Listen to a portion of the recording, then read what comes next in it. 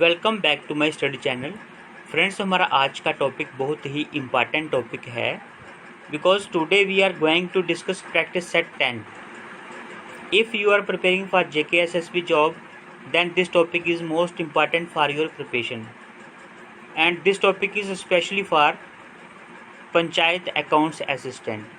So friends, today in this video we will discuss 50 most expected MCQs for the JKSSB Panchayat Accounts Assistant exam. Without wasting time, let's start. Question number 1 is, which part of the Indian Constitution deals with the directive principles of state policy? जो question number 1 है वो है which part of the Indian Constitution deals with the directive principles of state policy. Here the right answer is, friends, बाकी वाले options जो है आप चाहें तो रिवाइज कर सकते हैं, but I will not repeat another options because time जो है हमारे पास बहुत कम बच गया है और सिलेबस जो है बहुत ज़्यादा है. ठीक है, so here the right answer is option B, that is part 4. This is the right answer. Next question is, यहाँ पे पूछा गया था which part of the Indian constitution deals with the directive principles of state policy. Question is very important. Here answer is option B, that is part 4. Question number 2 is, directive principles of state policy are fundamental for, किसके लिए fundamental हैं? This is question number 2. Here the right answer is option A, that is governance of the country. ठीक है, governance of the country, this is the right answer. Directive principles of state policy are fundamental for governance of the country. Next question is question number 3. Directive principles are क्या है? यहाँ पे जो right answer है आपका, directive principles are, here the right answer is option D, decorative portions of Indian constitution. ये question बहुत ही इम्पॉर्टेंट है. Directive principles are decorative portions of Indian Constitution. Question number 4 is, directive principles in our constitution are, directive principles in our constitution are. Here the right answer is question number 4, and the right answer is option D, that is non enforceable in the courts of law. जो directive principles है in our constitution are, क्या है वो, उनको जो है court में आप जो है कभी भी चुनौती नहीं दे सकते. ठीक है, सो चैलेंज नहीं कर सकते उनको. सो यहाँ पे लिखा गया है non enforceable in the court of law. Next question is question number 5. Which of the following is oblique or true regarding Panchayati Raj system? Question is very important. Here statements are, the act bound apply to Darjeeling district of West Bengal. यहाँ पे लिखा गया है which of the following is oblique are true regarding Panchayati Raj system. So here first है the act bound apply to Darjeeling district of West Bengal. Second है allotment of seats in constituencies for panchayat elections cannot be questioned in any court of law. Next देखते हैं, उसके बाद में है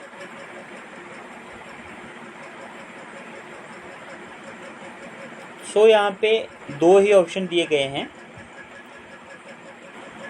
तो यहाँ पे जो राइट आंसर है हमारा वो क्या है देखते हैं.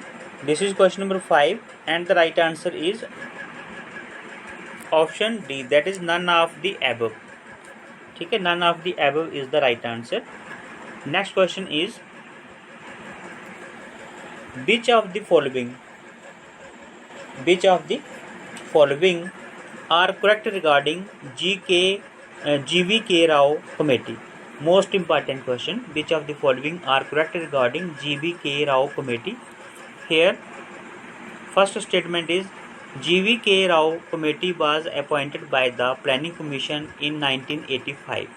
Second is, Jila Parishad should be of prime importance in plan of democratic decentralization. Third is a post of district development commissioner must be created. So यहाँ पे जो राइट आंसर है वो है आपका, this is question number 6 and the right answer is option D, that is all of the above. ये सारे के सारे सही हैं, so answer is all of the above. Next question is a cash flow क्या है? A cash flow, here the right answer is, question number 7 का जो राइट आंसर है that is option D,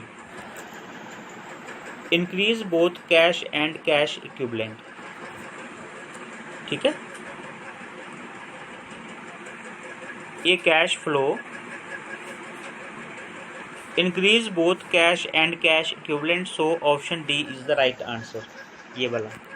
next question is question number 8, standard deviation of sampling distribution of any statistic is called. Standard deviation of sampling distribution of any statistic is called, यहाँ पे statistic की बात की गई है, उसे क्या कहते हैं? Sampling distribution of any statistic is called. Here the right answer is question number 8 and the right answer is option E, that is standard error. Question number 9 is sampling in which a sampling unit can be repeated more than once is called. Sampling in which a sampling unit can be repeated more than once is called. Question is important. Here the right answer is, this is question number 9 and the right answer is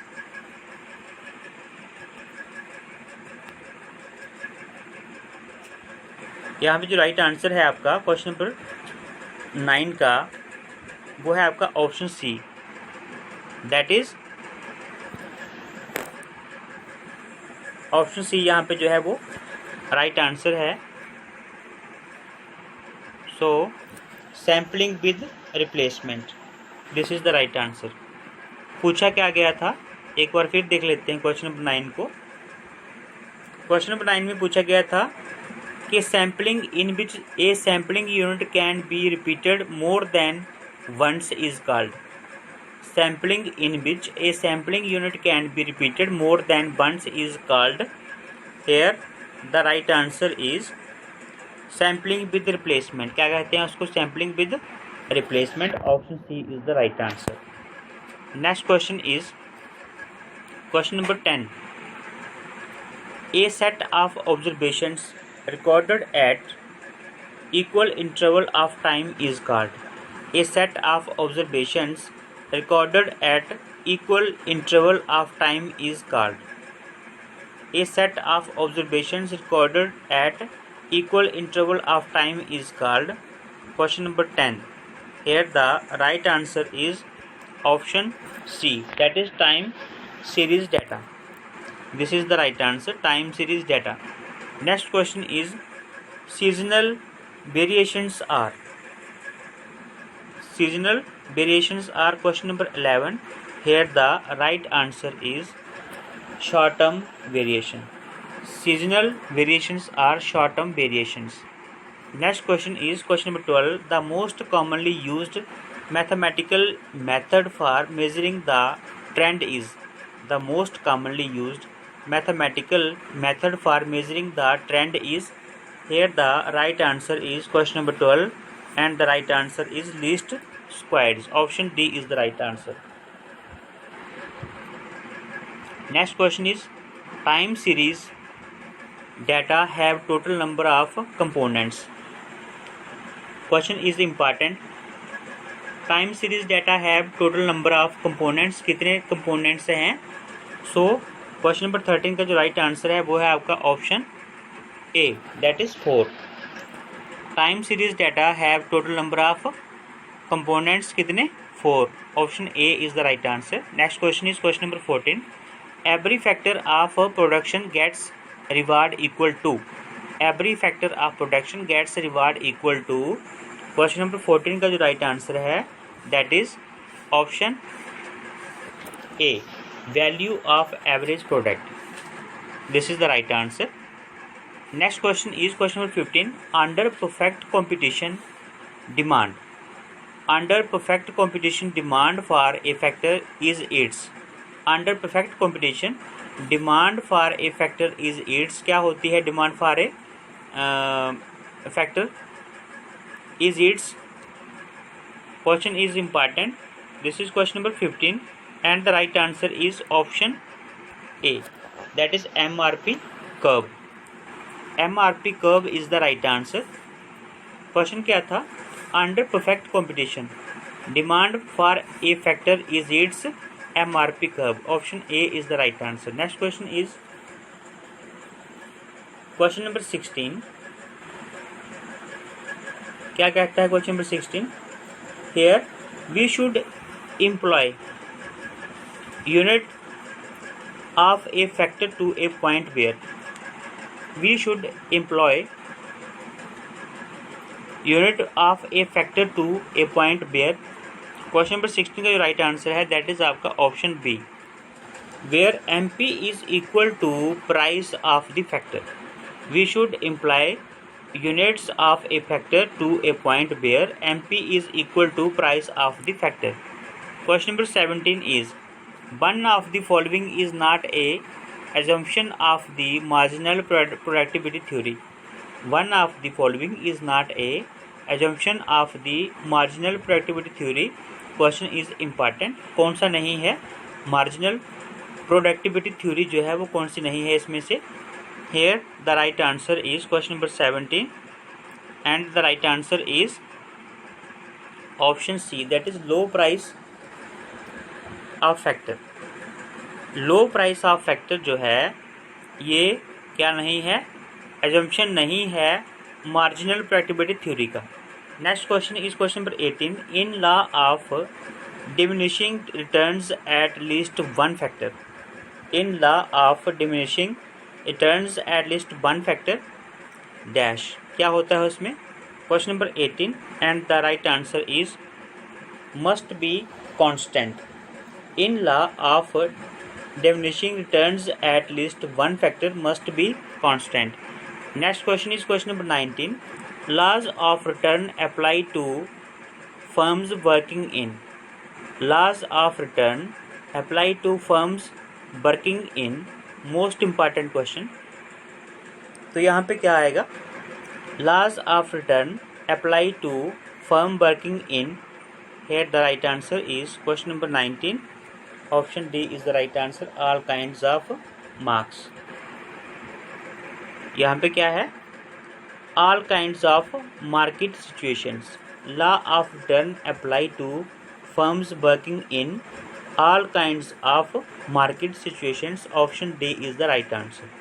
Question number 20 is, the software used to drive microprocessor based system is called.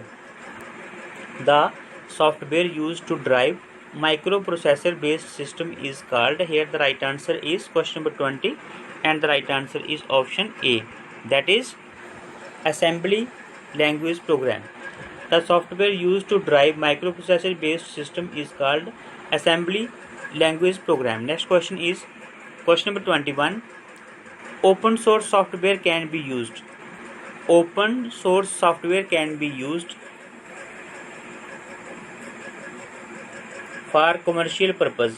Question is important. ये पूछा गया है कि true है या false है. So this is question number 21, and the answer is true. यहाँ पे जो है option A is the right answer. Next question is question number 22. Richard Stallman from MIT established a special license, the dash license. Question is most important. Richard Stallman from MIT established a special license, the dash license. Here the right answer is question number 22, and the right answer is option A, that is GNU. This is the right answer. Question number 23 is, OSS stands for. Here the right answer is option B, that is open source software. OSS, open source software. Question number 24 is, what do you call a specific instruction designed to do a task? Here What do you call a specific instruction designed to do a work या task? Question is very important. Here the right answer is question number 24 का जो right answer है वो है आपका command. ठीक है, command is the right answer. What do you call a specific instruction designed to do a work? तो जो स्पेसिफिक जो इंस्ट्रक्शन है जो किसी काम या टास्क को करने के लिए डिज़ाइन की गई होती है उसे हम कहेंगे command. This question is very important. Next question is question number 25. Name an element which is common to all acids. तो ऐसा एलिमेंट जो सभी जो एसिड्स होते हैं सभी एलिमेंट्स होते हैं उनमें ऐसा एलिमेंट जो सभी एसिड्स में कॉमन होता है उसका नाम क्या है यहाँ पे. Here the right answer is hydrogen. ठीक है, option D is the right answer. Hydrogen जो है वो क्या होता है, एक हाइड्रोजन जो है ऐसा एलिमेंट है जो सारे के सारे एसिड्स में होता है. ठीक है, इसमें लिखा था name an element which is common to all acids. So यहाँ पे जो सभी एसिड्स के लिए कॉमन है उस एलिमेंट का नाम है hydrogen.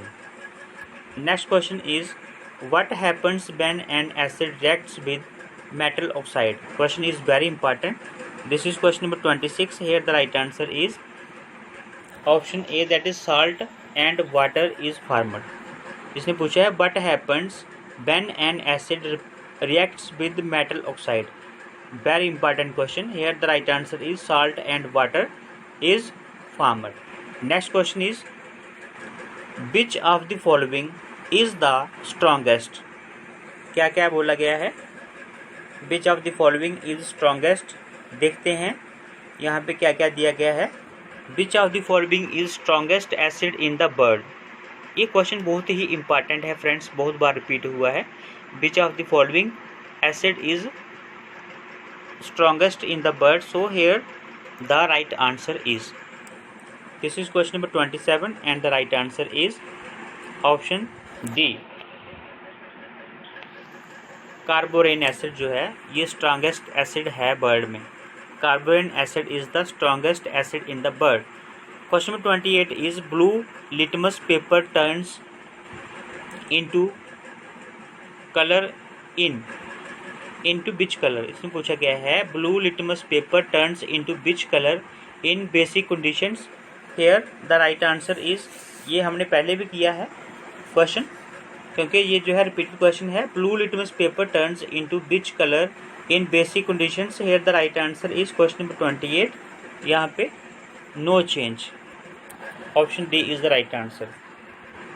Question number 29 is red litmus paper turns into which colour in basic oblique alkaline conditions. ठीक है, तो यहाँ पे जो है क्या आंसर था.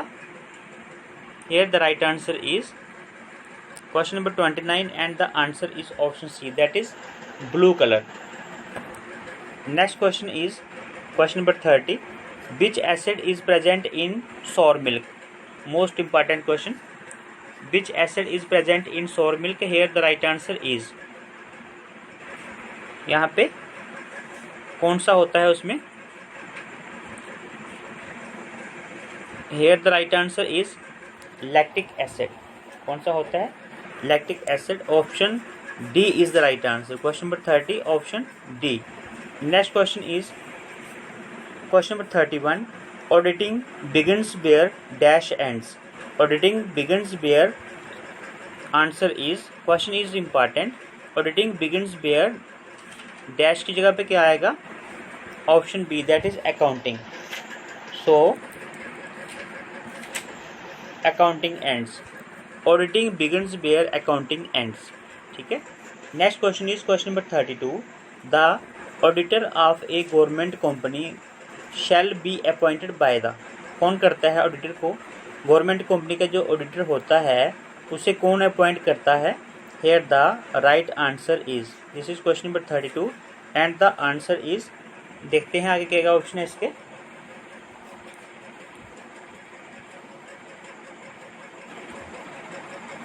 तो फ्रेंड्स ये जो क्वेश्चन है आज जो हमने 32 क्वेश्चंस किए हैं,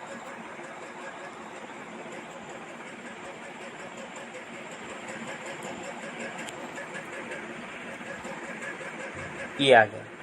तो यहाँ पे क्वेश्चन नंबर जो 32 है आपका, कि जो ऑडिटर है किसी भी गवर्नमेंट जो कंपनी है उसके लिए कौन जो है उसको अपॉइंट करता है। Here answer is central government. ठीक है, this is the right answer.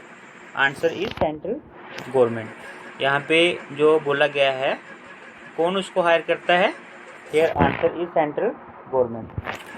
This is the right answer. यहाँ पे central government is the right answer. Question number 33 is in the case of State Bank of India who is primarily authorise to appoint an auditor. अगर State Bank of India की बात की जाए, who is a primarily authorise to appoint an auditor, so here the right answer. Question is important. This is question number 33 and the right answer is, यहाँ पे जो right answer है 33 का, that is option C, that is RBI. ठीक है। Question number 34 is internal auditor is appointed by, most important question, internal auditor is appointed by, here the right answer is option A, the management. Internal auditor is appointed by the management. Next question is question number 35, the operational audit is also known as, here the right answer is, the operational audit is also known as, here the right answer is option C, that is A and B, यानी कि management audit and internal audit. The operational audit is also known as management audit and internal audit. So यहाँ पे answer है ए and B both. ठीक है, operational audit के नाम है ये, मैनेजमेंट ऑडिट और internal audit. Question number 36 is internal check is a part of the, internal check is a part of the, so this is question number 36। यहाँ पे जो राइट आंसर है आपका option B, internal control. Internal check is a part of internal control. Question number 37 is audit of banks is an example of, audit of banks is an example of, here the right answer is option C, that is balance sheet audit. Next question is question number 38, which of the following factors influence the auditor's judgment? Very important question. Question number 38, here which of the following factors influence the auditor's judgment? Question is very important and another options are, yes, here the right answer is option D, that is all of these, यानी कि सभी के सभी। देखते हैं कौन कौन से ऑप्शंस हैं इसके। यहाँ पे जो क्वेश्चन नंबर 38 है उसके बाकी वाले जो ऑप्शंस हैं वो भी हमने देखने हैं। Which of the following factors influence the auditor's judgement, here A है the nature of the item, B है the materiality of the item, C है यहाँ पे वो क्या है, सी है यहाँ पे the type of information available. So here answer is all of the above, यानी कि ये सारे के सारे जो फैक्टर हैं वो इन्फ्लुएंस करते हैं ऑडिटर को। Question number 39, the audit program is made by the, किनके द्वारा, question is most important. Audit program is made by the, ये राइट आंसर इज 39 का option A, auditor. The audit program is made by the auditor, most important question. Question number 40 is in the context of continuous audit which of the following statement is not true. Question is very important. In the context of continuous audit, which of the following statement is not true? Here the right answer is question number 40, इसका जो right answer है वो है आपका option D. ठीक है, option D, that is it is not differ distinctly from the final audit.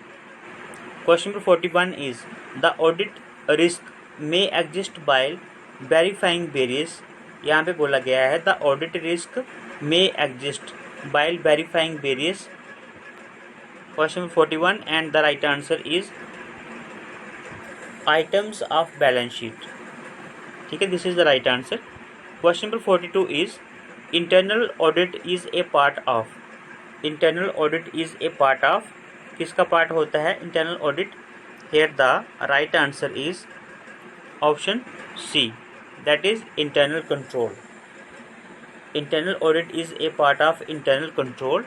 Question 43 is audit notebook contains. क्या होता है उसमें? Here the right answer is audit. जो क्या बोला है audit notebook contains. तो यहाँ पे जो ऑप्शंस हैं here option E is the right answer, that is all of the above. यानी कि सारे के सारे. अभी देखते हैं क्या क्या है ऊपर ऑप्शन, एक बार उनको थॉरोली रीड कर लेते हैं. ठीक है, यहाँ पे बोला गया है audit notebook contains a is various dates for reference. B में क्या होता है डिटेल्स ऑफ वर्क डन. और थर्ड में होता है नोट्स रिगार्डिंग आइटम्स रिक्वायरिंग, उसके बाद में clarification explanation etcetera. And D is a list of missing and incomplete vouchers. ये सारे के सारे उसमें इंक्लूड होते हैं. So answer is all of the above. Next question is question number 44. Balance sheet audit is useful when. Balance sheet audit is useful when question is most important. Here the answer is question number 45. Question number 44. Here the answer is option A. ठीक है, यहाँ पे जो answer है वो क्या है हमारा option A is the right answer. The concern is a big one. ठीक है, इसमें बोला गया है balance sheet audit is useful when the concern is a big one. This is the right answer option A. This is the right answer. Question number 45 is the cost audit was introduced in India in. बहुत ही important question है. The cost audit was introduced in India in. यहाँ पे year पूछा गया है. So friends, question number 45 and the answer is option D, 1965. Question number 46 is a cost auditor is required to submit his report to the. A cost auditor is required to submit his report to the. कहाँ पे? Question number 46. Here the right answer is option C, both A and B. यानी कि company concerned और central government.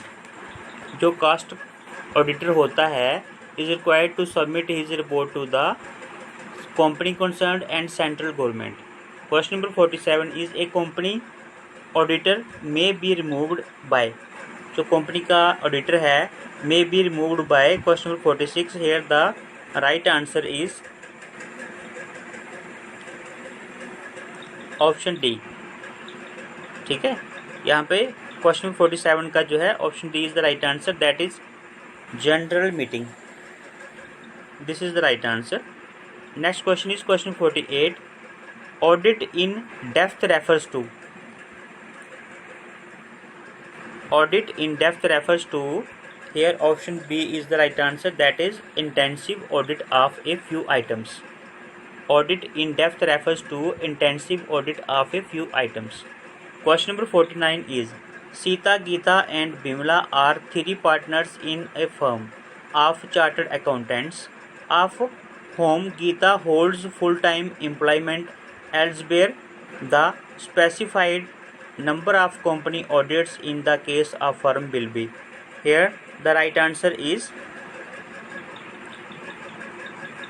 option B, that is 40.